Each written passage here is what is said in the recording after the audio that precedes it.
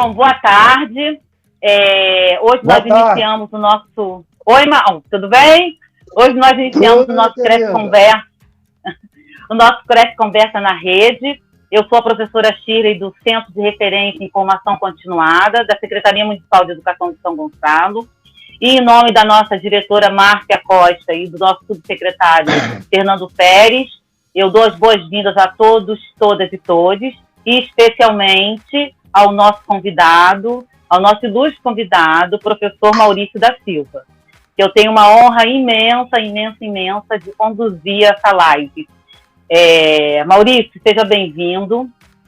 É um prazer imenso, imenso estar com você aqui. Assim, eu tenho que ter um pouco de cuidado para que essa live não se transforme numa declaração de amor. Vamos começar. Bom, Maurício da Silva é doutor em Estudos de Linguagem pela Universidade Federal Fluminense, UF, e pós-doutor em Linguística Cognitiva pela Universidade Federal do Rio de Janeiro, UFRJ. Atua como docente no Departamento de Letras Clássicas e Vernáculas do Instituto de Letras da UF, na qualidade de professor associado. Autor de vários livros e artigos. Seu site, www.mauriciodasilva.pro.br, recebe em média 1000 visitas, agora até mais, que eu estou vendo aqui a cola no livrinho dele, né? Semanais de todas as partes do mundo, né? Maurício, então, mais uma vez, é uma grande honra ter você aqui conosco. E aí eu gostaria, e para que a gente iniciasse, que você falasse um pouco de você e sobre a sua experiência como professor de educação básica, né, que você atuou, e elencando agora, né, fazendo uma discussão com o ensino superior para a gente começar aí a nossa trajetória. O título da fala do Maurício é Aproximação Gradativa e Multimodalidade, uma forma descontraída de introduzir conteúdos. Bom, gente, olha só, eu hoje sou o decano do meu departamento de Letras Clássicas e Vernáculas, eu sou o membro mais antigo do meu departamento, mas, na verdade, eu não fui para o ensino superior imediatamente depois de ter acabado o meu mestrado.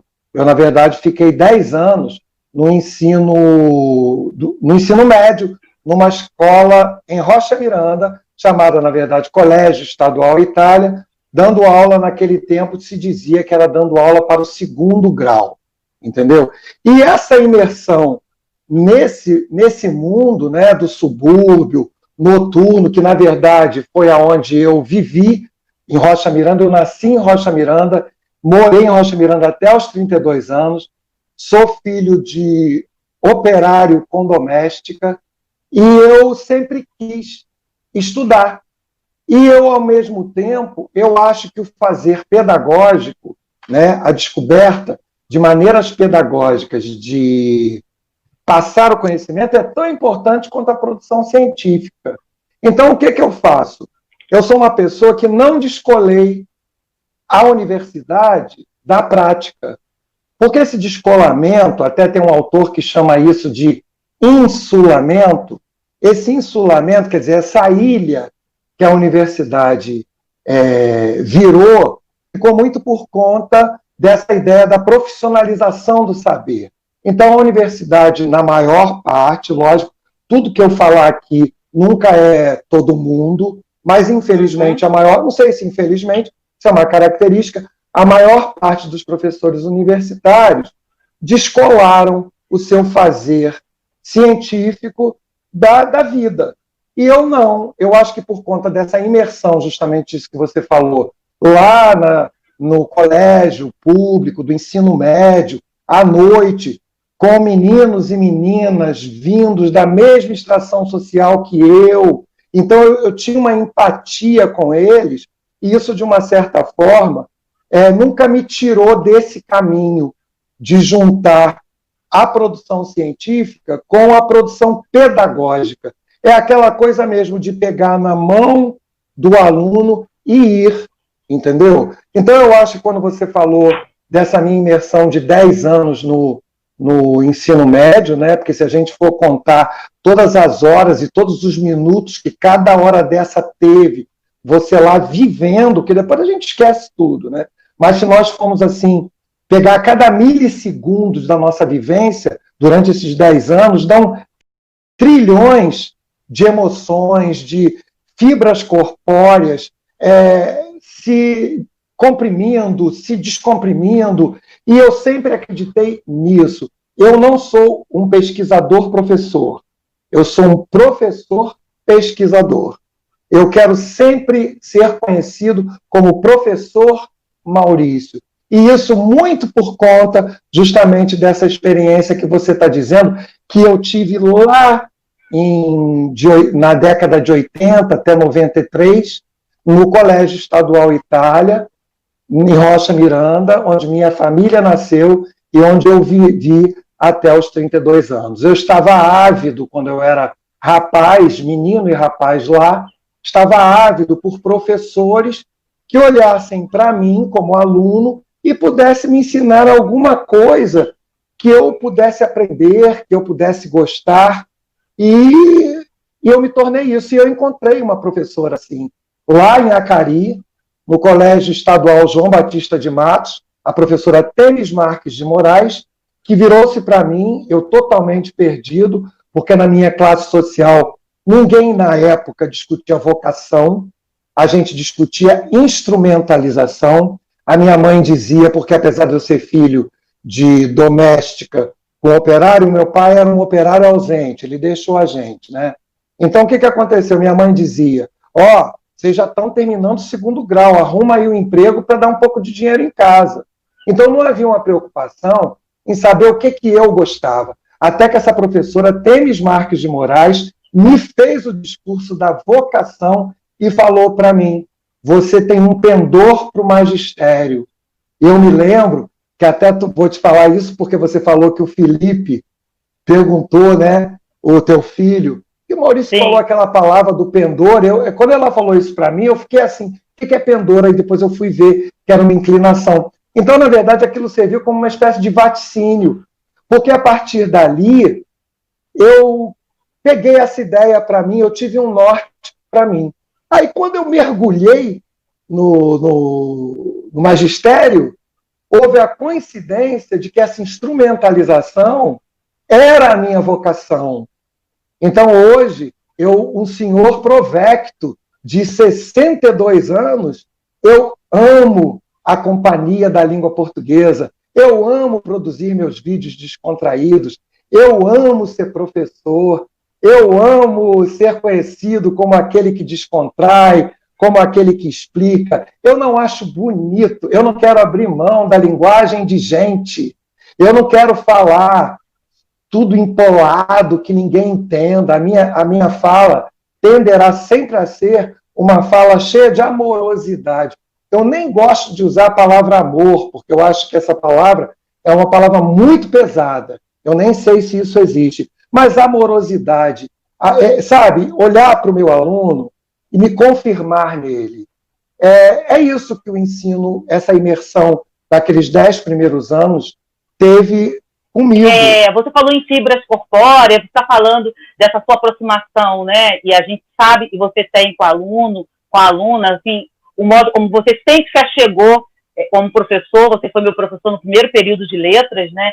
E eu me lembro que a motivação que você sempre me deu e dizendo para mim, não, Shirley, pelo amor de Deus, não fique assim. Se você puder salvar um, né? Se um aluno, 2 alunos, você já está fazendo muito. Então, você sempre diz que o objetivo de seus estudos e pesquisas é o que reverbera na produção que você pede aos seus alunos, né? E a gente vai ver isso, vai ter a oportunidade de ver a produção dos seus alunos na tela, é encontrar a alma dos temas da língua portuguesa, no âmbito da fonologia, da ortografia, da morfologia, da sintaxe.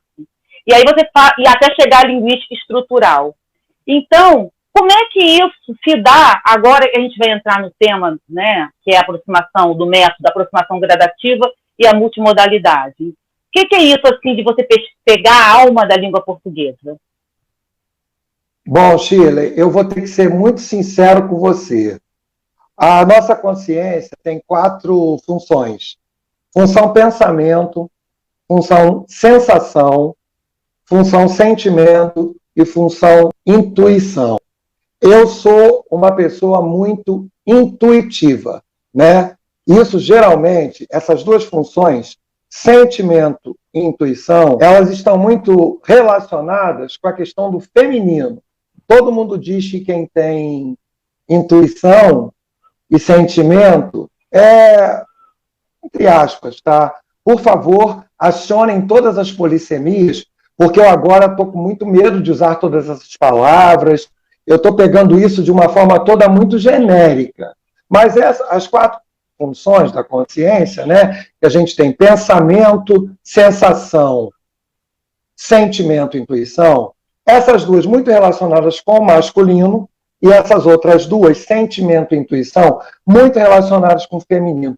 Eu não perdi isso, mesmo entrando na universidade, porque o que eu percebi foi o seguinte: universidade e escola, para falar de uma forma assim mais genérica, né, os nomes são femininos, mas tanto a universidade quanto a escola, elas têm almas masculinas.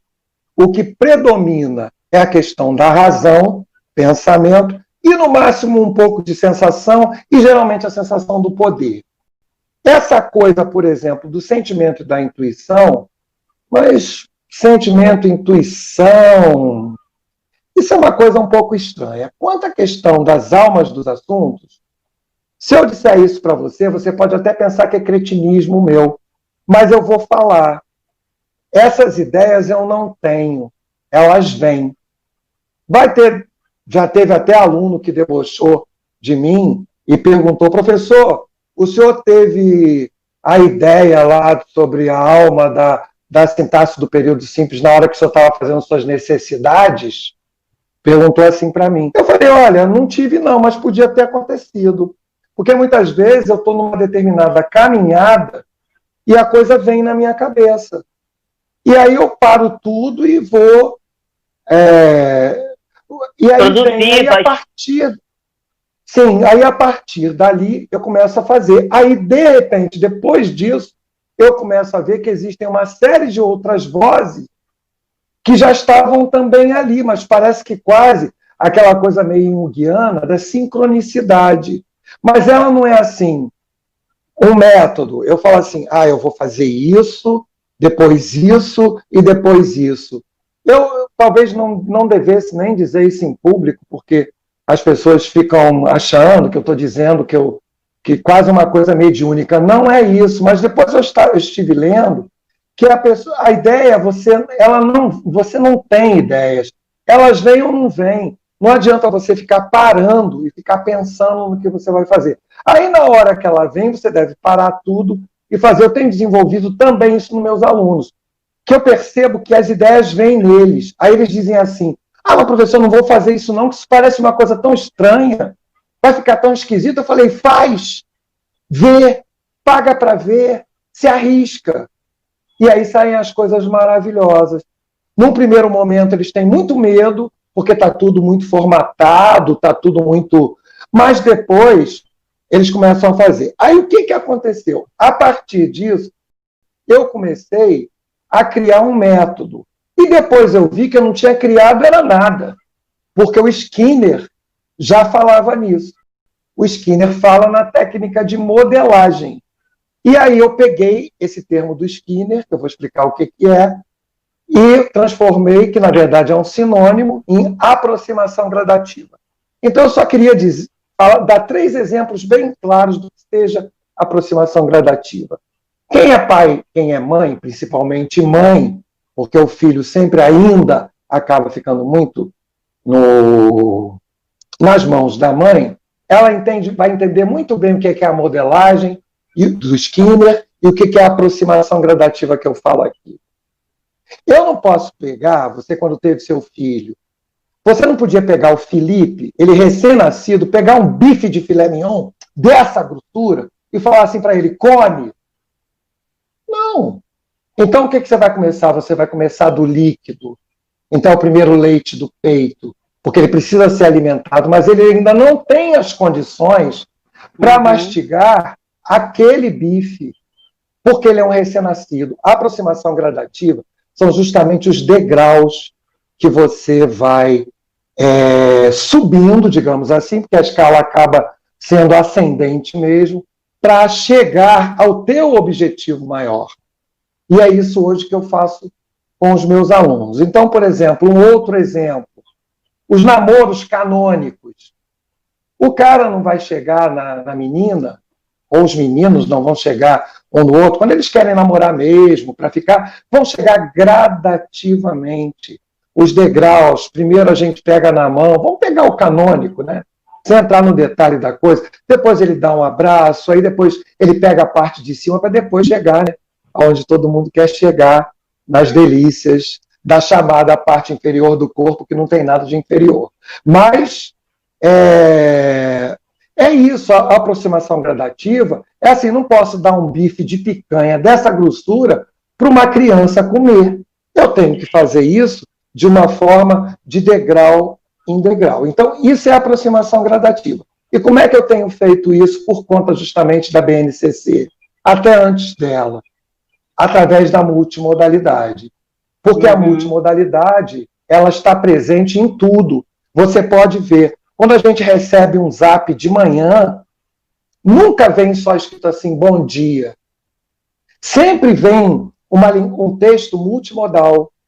A moça vai botar, quem for mais romântico, bota uma borboleta, bota uma margarida, bota uma rosa. Quem for mais erótico, bota um coração vermelho bem bonito, sugerindo alguma coisa, mas, de qualquer maneira, o texto, ele nunca vem só com a palavra, bom dia. E, na verdade, é que você acaba fazendo isso, só escrevendo a palavra, para momentos muito formais. Então, o que é a multimodalidade? A multimodalidade é a conjugação de várias linguagens, por exemplo, o áudio junto, ao mesmo tempo, com a imagem, com o movimento, com tudo junto ali para fazer sentido. Então, o tempo todo nós estamos fazendo isso, desde a hora que acordamos até a hora que vamos dormir. Fora isso, ainda tem uma outra questão com a qual a gente se ilude. A gente fica pensando que o texto escrito, verbal, não é multimodal, mas ele é. Porque ele tem a instância da mancha no papel em branco. Só pela silhueta, dígito editorial do texto, você já sabe que aquilo é uma bula. Porque tem um desenho ali, tem uma imagem ali. Pela silhueta, dígito editorial do poema, você já sabe que aquilo é um poema.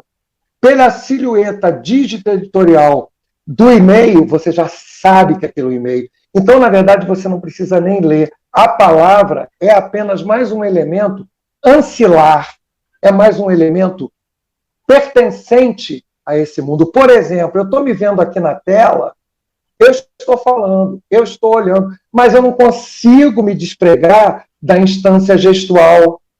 O meu amigo até falou que tanto que mexe com essa mão, eu não sei nem por que eu mexo com essa mão.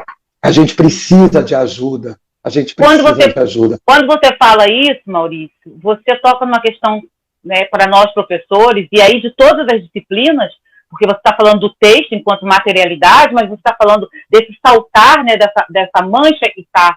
Você amplia o conceito de tecnologia para que a gente pense no que a BNCC coloca em relação ao que eles chamam de itinerários formativos, que é justamente esses aspectos do conteúdo, e vão chegar essas competências, eles chamam, por exemplo, as competências dos aspectos fundamentais do século XXI, que é a comunicação, eu vou citar esses porque está dentro da nossa discussão de aproximação gradativa e multimodalidade. Tecnologias e cultura digital, quer dizer, você amplia essa nossa compreensão do que a base coloca de uma maneira muito mais tranquila, que é entender, então, que essas linguagens também estão no texto. E esse saltar, né, é a gente começar a perceber, por exemplo, essa linguagem que você trouxe do Zap, que realmente, né, o Zap vem a palavra, mas vem sempre agora um símbolo, um ícone. E esse ícone mostra como é que a pessoa está, é muito, muito interessante. Então, olha só. Deixa eu até te falar. Não, deixa eu até te falar uma coisa. Eu acho que a polissemia, ou seja, a possibilidade de todo mundo entender o que pode entender ou que quer entender, está mesmo na fala face a face. Mas sabe o que eu tenho percebido? Que quando ela vem escrita no Zap, as polissemias, os níveis de polissemia aumentam muito. Porque você fica com aquele interlocutor na tua cabeça, digamos que é uma pessoa que você não vai muito com a cara. Aí se ela bota assim 3 exclamações, aí você fica achando que ela já está gritando contigo. E às vezes ela não está. Aí eu estive vendo uma entrevista com um empresário justamente para conter essas polissemias, esses vários sentidos que a coisa escrita gera sem a presença física. Eles assim, botam um emoji no final para dar uma amenizada. Então, na verdade, a multimodalidade ela vem até para, digamos assim, balizar essa polissemia que fica muito escancarada. Então, por exemplo, às vezes você fala uma coisa, mas você bota um sorriso para mostrar que não, para a pessoa entender que aquilo não é uma reclamação propriamente, aquilo, na verdade, tem um certo bom humor no que está sendo dito. Então, eu vi um empresário falando isso para as comunicações com os seus clientes, entendeu? Porque você sabe, todos nós somos verdadeiros alfinins. O alfinim é aquele doce que basta dar um toquezinho nele que ele se desmancha. Qualquer coisa nos ofende, qualquer coisa também nos agrada. Nós estamos o tempo todo muito focados em nós mesmos, né? E eu tenho observado que a multimodalidade, ela também, de uma certa forma, baliza essa possibilidade. Você bota ali o emoji, aquilo diz assim, bom, o cara não está gritando, ele já botou um joinha. Você vê que um dos emojis mais famosos é o joinha, porque aquilo ali levanta o astral, né? Então, é isso, né? Não sei. Tá dando para entender o que eu quero dizer? Tá.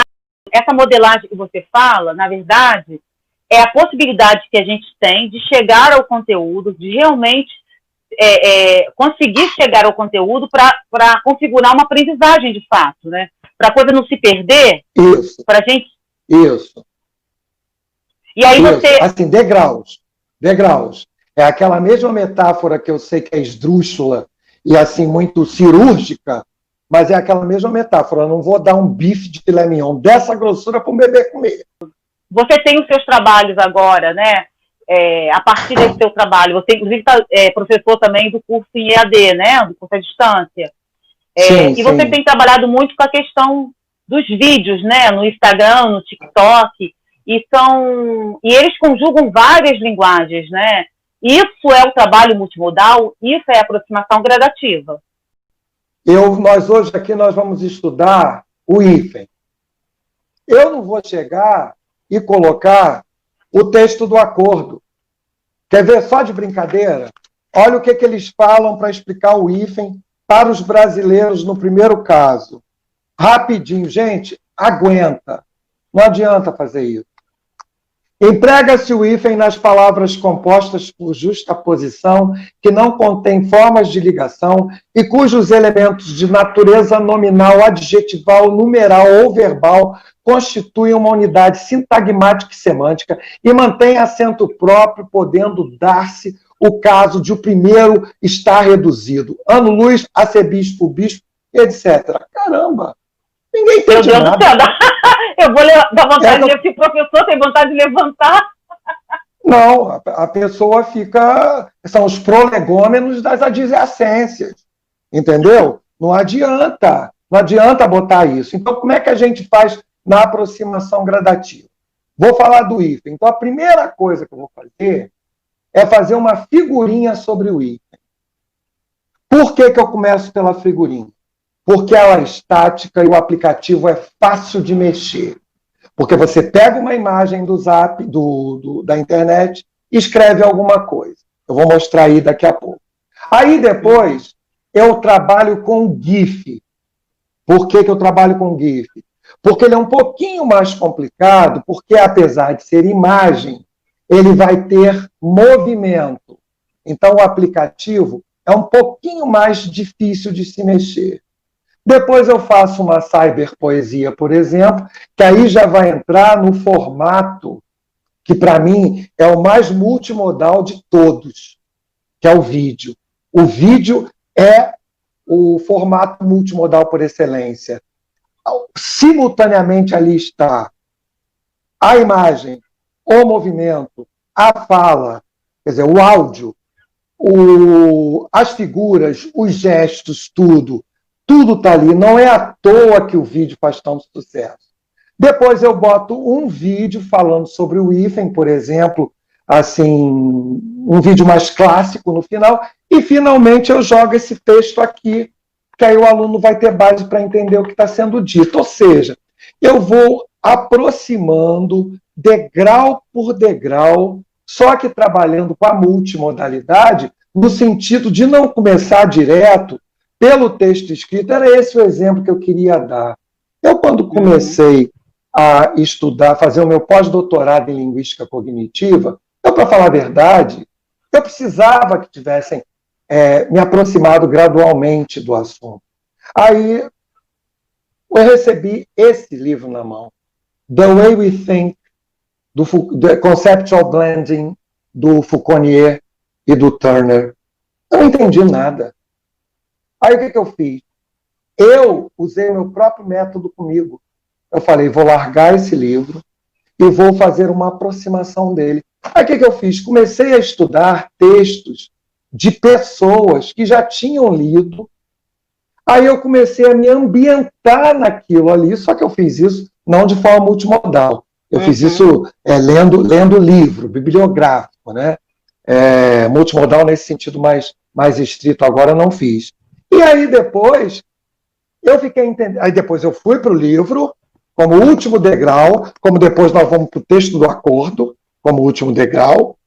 E aí eu fiz um trabalho tão legal que o pai da linguística cognitiva estadunidense, Mark Turner, me deu um link na homepage dele. De tão muito legal bacana, que o trabalho saiu. Entendeu? Então agora eu vou começar a dar um exemplo com o hífen. A primeira coisa que a aproximação gradativa faz é o que eu chamo de hora da tranquilização. Então, ao invés de tocar terror, eu vou promover amor.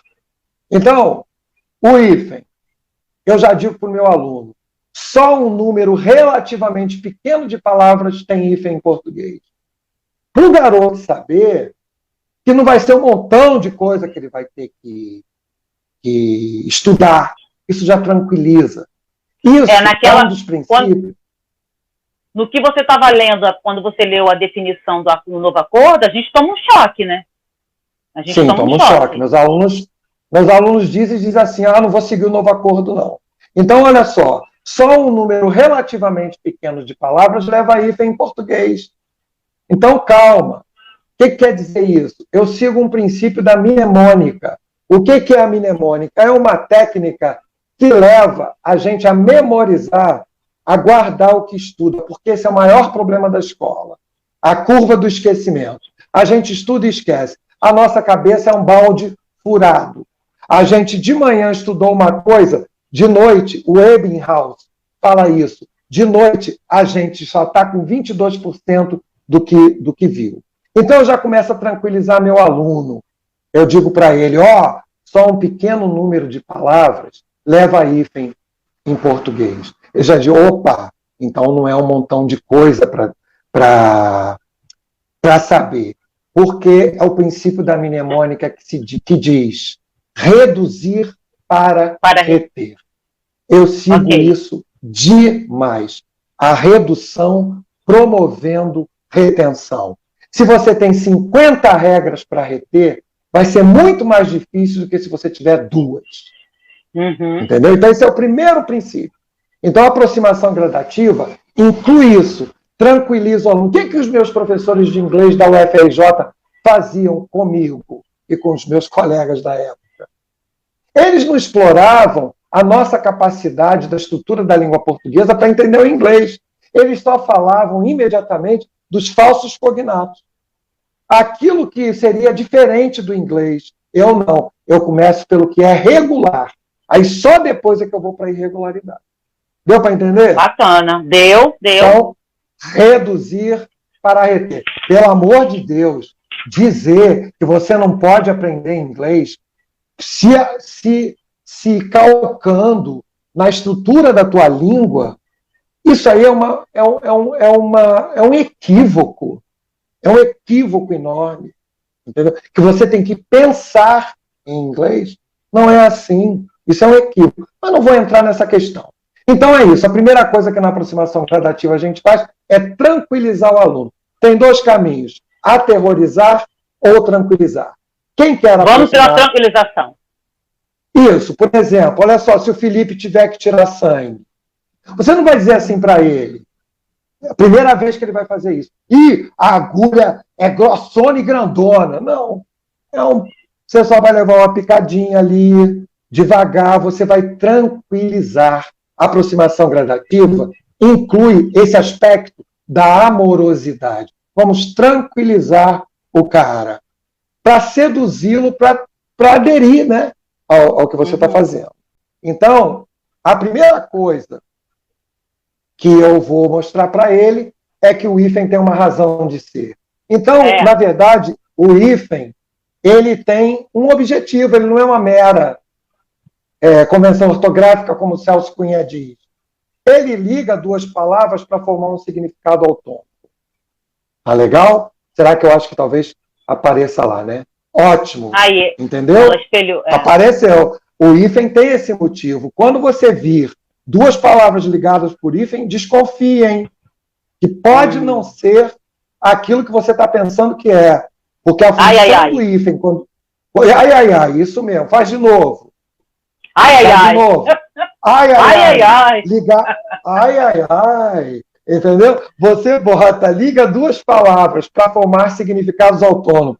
Aí, ao invés de colocar pelo texto do acordo, eu pego uma imagem que já foi, que os memes também, eles são muito assim, eles são virais. Eu, ao invés de pegar o texto do acordo, como eu mostrei para vocês, de ler aquela coisa que ninguém atende, eu faço esse meme, que o garoto está muito mais acostumado com ele. Porque a cara dessas duas moças, com esse gato, né, o meme do gato, ele é muito famoso. Aí a moça está falando assim para o gato: botei na prova que Rainha Cláudia, com hífen, era uma soberana chamada Cláudia. Aí o gato, bem blasé, né? Não viu o hífen, gata? É ameixa, porque o gato sabe usar o hífen. O gato sabe que quando o hífen liga duas palavras, ele cria um significado autônomo. Então, eu digo para os meus alunos, engraçado que caiu uma questão numa prova sobre isso. Marque o sentido de Rainha Cláudia. Só que puseram Rainha Cláudia com hífen. Todo mundo marcou a opção que dizia assim: soberana, cujo nome é Cláudia.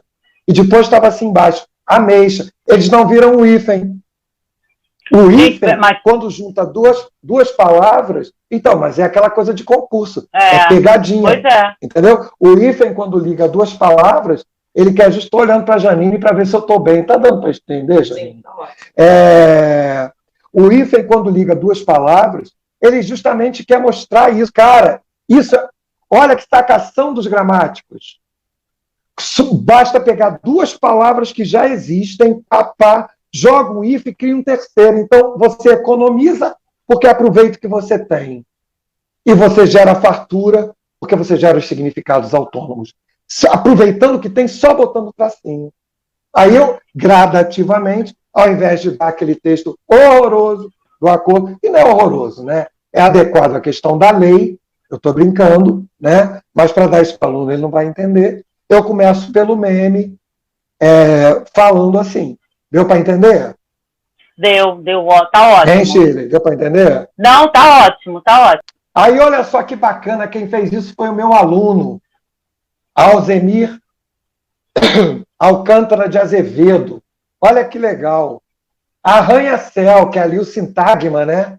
Arranha-céu, digamos, o avião da esquadrilha da fumaça arranha-céu, né? Porque com a fumaça. Aquilo ali é um verbo e um objeto. Agora, se você coloca um hífen ali no meio, você gera um novo significado, que é um edifício muito alto. Aí, de brincadeira ali do lado, não sei se o pessoal da live da live aula, vai conseguir ver, mas eu botei justamente o One World Trade Center, 541 metros de altura de New York, um dos maiores arranha-céus do mundo. Então, na verdade, só com o hífen, você aproveita duas palavras que já existem, bota o hífen e gera um novo significado. O hífen é um pauzinho muito fértil. Bota ele no meio ali das palavras e ele gera novos significados. Então tem que entender isso. O hífen no meio das palavras gera um novo significado. Então, Maurício, o bacana, não precisa tirar não, tá, Érica? Deixa assim, precisa mostrar a gente para não interromper a apresentação. O bacana do método da programação gradativa, primeiro é a gente compreender, há sempre um significado, né? Então, por exemplo, a gente entender o X da questão. Então, entender que o hífen, ele vai gerar um novo significado, então isso já amplia, né, a nossa compreensão, ao mesmo tempo que a gente vai conseguir reter o número de palavras e compreender, por exemplo, e se aparecer uma palavra com hífen, você já tem um novo significado. Isso é o que você colocou pra gente. Desconfiar logo. Desconfia. Eu vou mostrar uns agora. Tá, e ao mesmo tempo, então, que quando ele muda esse significado, ele realmente faz uma economia pra gente. Então, a gente tem uma economia para poder reter. Porque já aproveita, né? Não, porque também já aproveita o que tem. Então lá, arranha-céu, bota o hífen no meio, vira o nome. É lógico, é um processo de metáfora. Um processo de metáfora, de metonímia aí, porque é muito alto, está quase arranhando o céu. Tá tudo bem, mas não importa isso no momento. O que eu quero mostrar é que essa convenção ortográfica não é uma coisa louca, como todo mundo diz. Então, essa é a alma do assunto. Aquilo que você me perguntou lá é procurar o fundamento da coisa. Olha lá, use o hífen para mostrar que ele cria significados novos. Ô, Shirley, olha só, então vou fazer esse ping-pong contigo. Tá bom? Vamos lá. Vamos lá, Shirley, olha só. Ela guarda chuva no balde. Vamos dizer que ela é maluca. Tá chovendo. Aí ela pega o balde, deve estar faltando água na casa dela. Aí ela vai lá para fora e guarda a chuva no balde, porque ela é doida. Aqui não vai ter hífen. Agora ali, ó, comprei um guarda-chuva com hífen.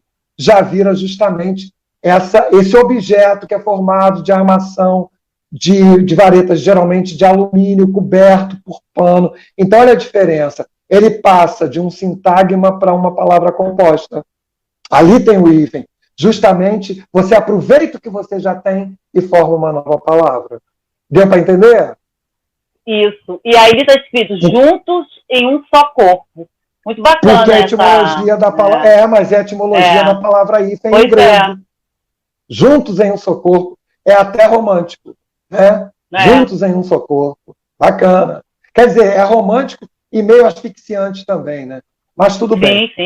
Ah lá. Olha essa foi uma aluna que me deu, porque eu cheguei para eles e falei assim, olha, me surpreendam com o hífen. Olha só, Paula Souza é uma aluna aplicada. Não vai ter hífen, porque é o nome da moça, nome e sobrenome. Agora, usa o Paula Souza com hífen para animais de grande porte. Caramba, se olhou o hífen entre duas palavras, tem algum significado... Né? É estranho, porque é maravilhoso, mas é estranho. Paula Souza é bala de grosso calibre. Quando é que a gente vai adivinhar isso?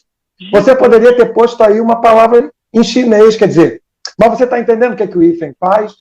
Ele é capaz de aproveitar e gerar um novo significado. Essa é a live aula, a palestra-aula. Olha lá, ela porta retrato em sacos, outra maluca.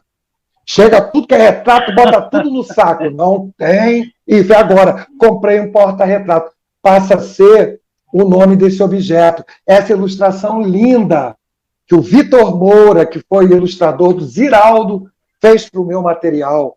Ele fez, esse porta-retrato foi feito única e exclusivamente para o meu material, para ilustrar isso aí. Quero contar uma história. Eu estava lá na Tok Stock, queria comprar um porta-retrato. Era pela época do novo acordo. Juro por Deus como isso é verdade. Aí estava escrito porta-retrato com 2 R's. Aí eu falei para a moça assim, eu estava no fervor, né? Também sou doido. Estava no fervor do estudo, né? Estudando esse negócio. Aí eu falei, olha, porta-retrato não tem 2 R's, não. Aí ela virou-se para mim era uma espécie de gerente, falou assim para mim: não, senhor, agora com o novo acordo, eles mandaram dobrar o R. Mas não é para dobrar o R aí, é para dobrar o R na prefixação, que se der tempo a gente vai ver daqui a pouco. Aqui é o verbo porta, que se junta, são duas palavras que se juntam, formando um significado autônomo, que é o nome do objeto. Deu para entender? Então, a conclusão: o hífen junta palavras simples e forma uma palavra composta com significado autônomo. A coisa mais engraçada que tem, não sei se o pessoal vai achar graça, mas a mesa redonda, que é aquela mesa de conferência de congresso, nunca é redonda, é retangular. Aí eu fiz kkkk. Ninguém, não sei se vai achar graça, mas a mesa redonda com hífen, porque não está falando que é uma mesa que tem a forma de um círculo. A mesa redonda é um outro significado, está ali o hífen marcando. A mesa redonda do Congresso é retangular. Kkkkkk.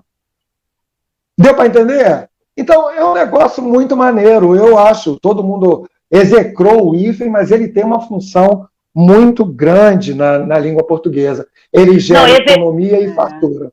Execrou, e a gente tem essa dificuldade, né, no uso, no ensino, justamente porque quando veio o novo acordo, parece, como a moça disse, não, vai dobrar o R, mas espera aí. A gente primeiro vai ter que entender os significados, né? Isso aí. Ali não é para isso. Ali é juntando palavras. A mesa redonda com hífen. Pode ter certeza que não é uma mesa circular, porque senão ela não teria o hífen. Seria a mesa redonda da minha casa, é porque ela é redonda mesmo. Aqui seria um GIF, mas não está conseguindo reproduzir, mas não tem problema. Aí eu boto a etimologia. Hífen juntos num só corpo. Isso é do grego. Bom, agora nós vamos para o segundo uso do hífen, que é o hífen na prefixação, porque lá era juntar duas palavras. Agora eu vou juntar um prefixo, que é um pedacinho de palavra. Vou falar de uma forma bem assim, digamos assim, cotidiana, né? Assim, bem simples. Que é um pedacinho de palavra, né? Que a gente vai juntar com uma palavra inteira. É prefixo mais palavra. Enquanto lá em cima, quando ele unia duas palavras, a função dele era gerar um novo significado, aqui não é não. Gente, é só isso.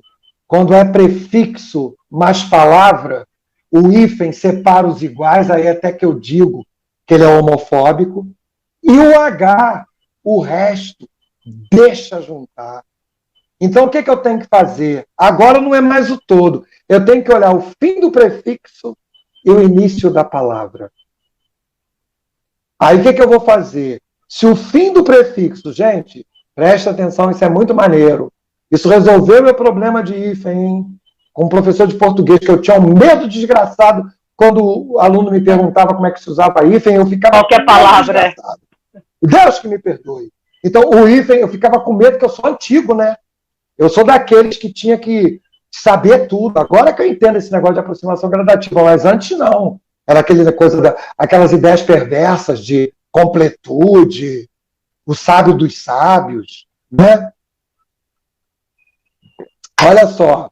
Ô, Shirley, eu vou pedir para você só usar o hífen separando os iguais e o H. E o resto você vai juntar. Mas quando você juntar, você vai ler a palavra e ver se ela fica legal. Se ela ficar legal, deixa lá tudo no lugar. Se ela não ficar legal, a gente vai ter que tomar alguma providência para ela encaixar direitinho, tá bom? Olha só, Shirley, eu escrevi tudo junto de propósito. Aonde termina o prefixo? Micro. Onda. Micro. Aonde começa a palavra? Ondas. Então, olha só, qual é o final do prefixo? O. E qual é o início da palavra? O também. São iguais? São iguais. O que eu faço? Hífen. Se eles são iguais, eu tenho. Você falou para eu errar. Não, isso, mas eu quero te dar, eu quero falar. Você bota... Então chega de errar, não erra mais não. Vai, senão eu enfatizo o erro. Vamos lá. Micro vestido. Qual é o final de micro? O. E qual é o início de vestido? V. Então, olha só, são iguais? Não. Não.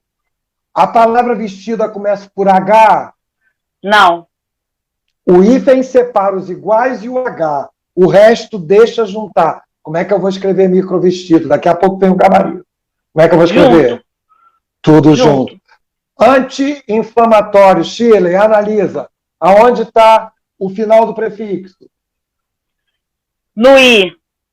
No Diante. I. E a palavra diante? E a palavra começa por quê? Por I também. São iguais? Iguais. O hífen separa os iguais e o H. O resto deixa juntar. O que eu vou ter que fazer ali? Hífen. Hífen nele. Hífen. Hífen nele. Mini dicionário. Gente, o que tem de gente, pós-doutor, escrevendo mini curso com hífen? Putz, pelo amor de Deus. Ainda bem que eu estou acertando, porque está em cadeia nacional. É isso mesmo. Mini dicionário. Qual é o final de mini? I. Que é um prefixo. E o Sim. dicionário começa por quê? D. D. É igual? É igual? Não, diferente. O final é igual ao diferente. início? Não. A palavra começa por H? Não. Dicionário começa por H? Não, começa por D. Não, começa com D. O hífen separa os iguais e o H. O resto deixa juntar. Como é que eu vou escrever mini dicionário? Hífen nele. Epa! Tu tá errando de sacanagem, né? Não, é junto. É junto, porque é diferente. Muito legal, Maurício. Olha lá. Micro-ondas. Ajuda muito. Olha lá. Entendeu? O hífen separa os iguais e o H. O resto deixa juntar. Deixa juntar. O próximo. Junte os diferentes e resolva sem usar o hífen. Porque, olha só, Chico, o hífen junta os iguais e o H, não é? Isso. Os iguais e o H. O resto deixa juntar, né?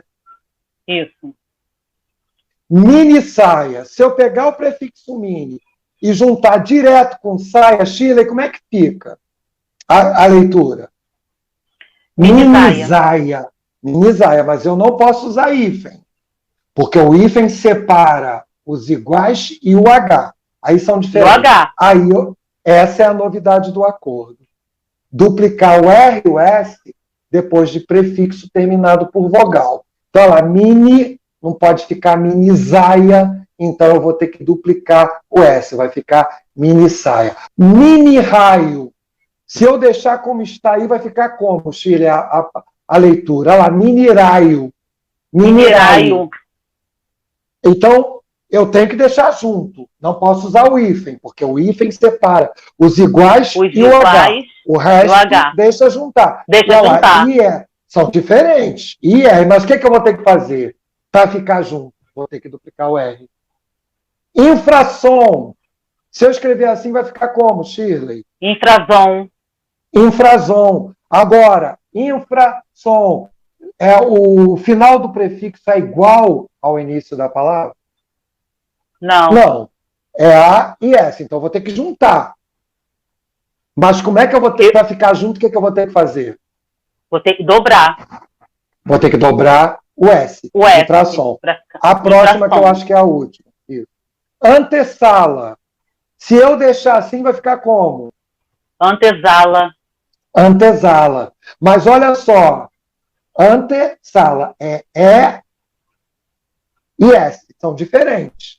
A gente tem que, na prefixação, a gente tem que ver o final do prefixo e o início da palavra.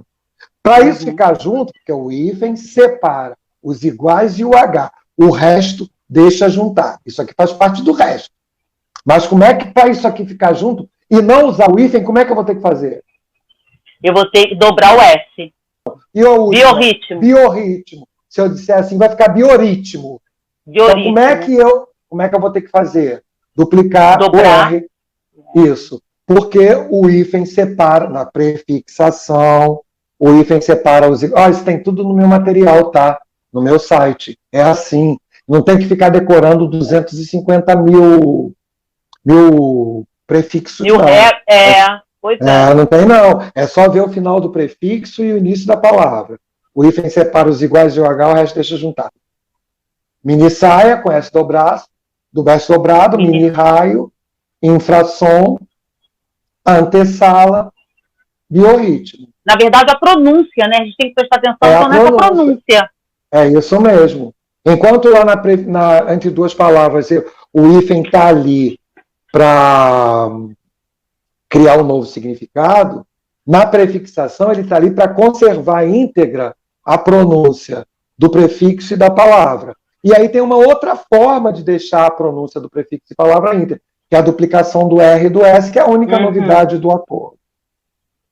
Aí, então, eu dou o resumo do que eu fiz na palestra aula, na live aula. Na composição, ou seja, quando liga palavras inteiras, para não acontecer o que aconteceu lá com a vendedora do Toque-Stock, que ela escreveu porta-retrato tudo junto, ali porta não é prefixo, o hífen cria significado autônomo. Rainha Cláudia, eu sempre boto isso, porque é emblemático, né? Ninguém vai imaginar que Rainha Cláudia é uma ameixa. E na prefixação, separa os iguais e o H, e dobra o R, né? Depois de prefixo terminado em vogal. Então, a gente tem ali anti-inflamatório, até brinco que o hífen é homofóbico, separa os iguais, anti-inflamatório, anti-horário, e aí, para não ficar antirábico, como você falou, preservação da pronúncia, ficar antirrábico, e antissemita, para não ficar antisemita.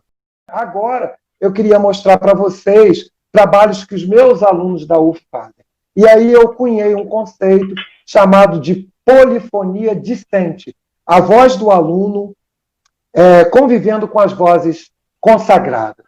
Então, os alunos ainda têm aquela alegria e eles estão muito sincronizados com a linguagem internética. E a linguagem internética, ela é cromófila. O que quer dizer isso? Ela ama as cores. A linguagem internética, ela ama o movimento, ela ama a estética, ela ama a beleza, porque, na verdade, o tempo todo a gente fica de olho, e o olho está sempre à procura da beleza. Então, eu vou mostrar para vocês uns trabalhos de lettering que meus alunos fizeram, que é a arte de desenhar com letras. Lindos! Acho que vai dar para observar. Então, eu queria homenagear os meus alunos, que teve vários outros, mas eu tive que fazer uma seleção só por causa do tempo. A live aula já está acabando, a palestra aula já está acabando, é que você pediu para eu mostrar, e eu fico muito feliz com a polifonia discente. As vozes dos alunos. Aí não tem como ter plágio. Entendeu? Então, por exemplo, os germanismos que a Késia Couto e a Natália fizeram. Olha que lindo. Deixa eu botar aqui no meu computador, eu vou enxergar melhor. Olha que barato. Elas querendo justamente resgatar a imagem do alemão, que elas fazem alemão lá na faculdade, elas dizem assim: não só de guerra vive a Alemanha. Harpa, valsa e trégua também são germanismos. Aí elas fizeram um lindo trabalho de lettering. Foi o bando, a bandeira, a guerra, mas também foi a harpa, o jardim e o fresco, o Ronaldo e a Elida, o Fred e a Marília, a venda e o roubar, a valsa e a trégua. Lindo esse trabalho de lettering, justamente com germanismos, palavras do português e palavras que o português adotou do alemão, da Germânia. Olha só, por exemplo, naquele trabalho anterior, existe ali uma intertextualização, né, um trabalho com a história, porque, veja, quando fala da Alemanha, a gente realmente associa sempre a guerra. Então, esse trabalho, por exemplo, no âmbito da língua portuguesa, né, com o lettering, e nessa perspectiva que você está trazendo para a gente, permite um trabalho interdisciplinar, né? Permite um trabalho muito bacana, porque senão a gente... Olha esse próximo aí que você vai mostrar. Não, esse aí é muito maneiro, porque o que eu vejo é o seguinte, sabe? Eles ficam um pouco tímidos, porque a grande verdade é a seguinte: todo mundo fala de plágio, mas na hora H que o aluno começa a mostrar o que ele faz e o que ele está muito ressabiado, porque ele fica achando que pode ser palhaçada, principalmente quando envolve cor, porque o nosso mundo é cromofóbico. O mundo da faculdade é um mundo muito cromofóbico. Então tem que ser aquele gradiente que vai do branco, passando pelo cinza e chegando no preto, né? Que é a mancha do papel em branco. Olha que barato, que ela falou que estava pesquisando. E ela descobriu que a palavra pizza não vem do italiano. Você sabe uma palavra que vem do italiano? O brócolis. Aí o que ela fez? Ela colocou um garfo cheio de talharim, cheio de macarrão, com uma série de italianismos. Brócolis, espaguete, rúcula. Por isso que a gente vê aquelas pizzas com rúcula. Aquilo tudo vem da Itália. Você pode trabalhar um pouco de cultura aí também. Sim. Caligramas, arte de desenhar com letras. Sabe quem fez isso? Guillaume Apollinaire, um precursor do cubismo lá na França. Fazia caligramas maravilhosos, escrevia figuras temáticas com textos temáticos. Olha que lindo esse trabalho do Sérgio Moura Rodrigues. A flecha certeira ameríndia. Olha que lindo. Tupi-guarani, multilinguismo. Os ameríndios são daqui. Tupinismo, pajé, curumim, Iracema. Todo esse formato do arco, da flecha certeira do índio, homenageando os índios e com palavras tupis. Muito mais bacana do que aquelas listas de... gente, pelo amor de Deus, né? A gente já está todo mundo morrendo. A configuração, né? Só coisa... Sinceramente, a beleza... A configuração, né, da imagem, né, da conjugação da imagem, sim, da letra, da forma, já remete aos povos indígenas, já pressupõe uma pesquisa, ele para fazer isso, ele teve que fazer uma pesquisa, né? Lógico, e outra coisa... É muito bacana, né? Mexer no aplicativo, você sabe o que quer dizer cali, né? Beleza, caligrama, beleza das palavras. O caligrama é isso, beleza das letras, tanto é que a gente fazia caligrafia, que é a letra bonita. Então, beleza das letras, beleza das palavras. O caligrama. Mas isso quem inventou foi o Guillaume Apollinaire, lá na França. Aí é aqui meu aluno fazendo esse desenho maravilhoso. Ainda disse que foi o filho dele que ajudou a ele. Esse é lindo, né? Da Luísa Martins, Bruna Almeida, Tainá Caldas e Luana Paragó. Ela construiu todo um turbante com palavras de origem Yorubá, africana. Né? Ainda faz uma alusão à canção do exílio. Minha língua tem fonemas de tupi e yorubá, quilombo e de umbundo, de outras línguas, de cá e de lá. Isso está tudo no meu site. Lindo, maravilhoso. Muito obrigado aos meus alunos. Olha que isso enriquece a minha aula. É um trabalho da minha aula, porque aí não tem plágio. E outra coisa, eles ficam assim, professor, mas eu quero fazer o turbante. Faz. Será que vai? Faz. Entendeu? Então, incentivar. E é lógico que depois passa pela minha curadoria.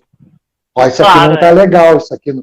É lógico que não é uma coisa, não é laxismo, não é o laissez-faire, faz de qualquer maneira, não é isso. Eu agora, com atividades remotas, às vezes fico 1 hora no telefone com o aluno, qualquer dia, qualquer hora do dia, passo áudio o tempo todo que eles mandam para mim, digo, refaz. Eu no meu Instagram tenho um monte de trabalhos sobre os meus alunos, dos meus alunos, com vídeos sobre personalidades brasileiras que contribuíram para a formação da nossa cultura. Esse, por exemplo, aquele outro, né, o anterior e esse daqui, você vê que, por exemplo, um trabalho e vai tratar das questões étnico-raciais, das questões africanas, das questões de língua, você tem toda uma imagética ali, cultural, e aí você pode começar dali para fazer aparecia uma palavra ali que estava em cima, um bundo. Aí a pessoa, mas o que é isso? É uma das línguas angolanas. Entendeu? Então, olha a possibilidade que tem de trabalho, né, de pesquisa. Muito bacana, muito bacana. Não, mas fora disso, a noção de estética, né? De ética total, e né? estética. Olha o brinco dessa mulher, o continente que ele é. Isso. E aí, olha só, a força do cabelo. A representação, né? Que é muito emblemático. Entende? Sim. Isso tudo são eles que fazem. Aí eu digo, sempre eu peço licença, né? Eles me dão licença para colocar. Polifonia discente. As vozes dos alunos convivendo com as vozes consagradas. e sempre essa ideia também da cor. Chega de cromofobia, chega de medo da alegria, entendeu? E os memes gramaticais. Muito legal, olha que maneiro, esse eu adoro. Irmão, tu tem que parar de tratar como complemento quem te trata como adjunto. Mostrando que o complemento da sintaxe é muito mais importante do que o adjunto, que é um termo acessório, enquanto o complemento é integrante, jogando isso para a vida. Quantas vezes a gente trata pessoas como complementos e elas não passam de adjuntos na nossa vida? Muitas vezes só entram na nossa vida para atrapalhar. Irmão, tu tem que parar de tratar como complemento quem te trata como adjunto. Quer dizer, tem uma sabedoria lá, Lucas Del Bosco e Vitor Pessoa. E a Gretchen, né? Da Tainá Garungaba, quando ela descobre que a mãe da gramática normativa é a filosofia. Aí ela diz, quando você estuda sintaxe e descobre que tem Aristóteles atrás, estou bem filósofa. Entendeu? Então, foi o que ficou para Tainá das aulas que eu dou sobre período simples. Entendeu? Que, na verdade, na gramática normativa, isso vem lá da filosofia aristotélica. E que, no fundo, acaba sendo o fundamento da gramática gerativo-transformacional, que se repetiu na gramática de Port Royal, né? Num processo de recuperação desse discurso de tentar achar os universais. Nossa, superalimentação é sem hífen, porque esse problema do super é prefixo, pessoal. Eu sei que existe uma tendência do super ser advérbio, mas, por enquanto, se cair, não que eu seja concurseiro. Deus que me perdoe, não sou, odeio preparar a gente para concurso, porque concurso só pede coisa que não interessa. Mas, entendeu? Se cair uma coisa do super separado, vai errar. E ela ficou... É verdade. Nossa, superalimentação é sem hífen, entendeu? O pessoal escreve super legal direto separado. Não tem problema nenhum na comunicação do dia a dia. Mas na escrita institucional... Eu quero dizer também que eu não sou nenhum professor policial, não, tá? Eu sei muito bem que a escrita está a favor dessa situação. Mas a grande verdade é a seguinte, os alunos muitas vezes são penalizados, não pelo uso que eles já fazem da língua, mas pelo uso que é cobrado na instituição. E aí eu fecho minha apresentação com esse meme aqui que eu vou ler, que é da Karen Silva Prado, que é a minha luta com a retenção. E aí ela se bota lá como formanda, através desse cachorro de alto pedigree, pelo menos eu não entendo de cachorro, mas a cara dele é uma cara bem bonita, esse cachorro. Aí ela diz assim, aquele momento em que você se forma e não se lembra de nada do que estudou, isso é quando eu estava estudando, a alma da morfologia, está tudo no meu site, mas se recorda de uma coisa, que a alma da morfologia do português é a lei do aproveitamento do radical através do acréscimo de morfemas gramaticais. Ela vai se lembrar de uma coisa que ela estudou na aula do professor Maurício da Silva. Eu fico todo bobo com isso. Que é aquilo que você falou lá no início. Se eu atingir A1, já está ótimo. Porque a Dona Temis, lá em 75, me atingiu. E eu hoje sou a pessoa feliz que sou. Sou um velho feliz. Eu adoro ser velho e adoro ver que a velhice pode ser uma velhice feliz, desde que você esteja integrado naquilo que você faz. Eu gostaria muito de agradecer a sua generosidade, o tempo que você disponibilizou para estar conosco, né, desde o convite, o seu cuidado primoroso, né, na apresentação, de preparar o material, de ser didático e amoroso, né, como você sempre foi, sempre é. Eu fico realmente muito, muito feliz de estar aqui, né, como sua sempre aluna e como uma grande amiga, né, que sou, e sempre aluna, né, você sempre sua aluna. Ó, Alexandra Elisângela botando. É muita coisa boa, né, então eu agradeço muito em nome do Crescicom. Muita coisa boa. E só queria depois muito só obrigada. falar uma coisa. Sim, fale, pode falar. Ó, a etimologia de aluno não é ser sem luz, não, hein? Isso se espalha por aí. Isso é uma inferência errada. A etimologia de aluno é criança que se dá a criar. É nele que está esperando. Agradecendo o professor Maurício, ó. Beijo, beijo, beijo, beijo. Olha, obrigado também. A maravilhosa. Entendeu? E agradecer também a equipe, né? Vocês trabalharam agradecendo muito. a equipe. Muito. E hoje realmente foi um dia a labuta. Érica e a Neuza, né? Não foi mole, não. A equipe do... Tá bom. Hoje ficou aí trabalhando com você. Muito obrigada, gente. Olha, muito obrigada por estarem aqui até agora. Tá bom? Depois assistam lá no YouTube, que a gente vai disponibilizar tudinho com as referências, tá bom? Ó, beijos. Tchau, Janine. Obrigado, gente. Tchau. Você diz tchau, pô. Tchau, linda. Tá aqui me ajudando. Maravilhosa. Muito obrigado, muito obrigado. O hífen separa os iguais e o H. O resto deixa juntar um anel por um hífen. Vai começar o combate. Micro-ondas. Autoconfiança. Anti-horário. Anti-inflamatório. Super-homem. Coronavírus. Uau!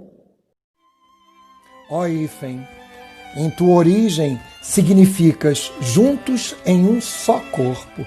És a um tempo economia e fartura. Economizas quando juntas com o seu frágil tracinho palavras que já existem em ti. Fertilizas quando ao juntar crias significados totalmente autônomos. Juntas a palavra rainha, a palavra Cláudia e transforma a soberana na deliciosa ameixa Rainha Cláudia. Juntas ao Pai o Nosso e geras o nome da nossa oração diária, o Pai Nosso. Nessa tua capacidade de juntar tuas próprias palavras, enriqueces a última flor do lácio sobejamente.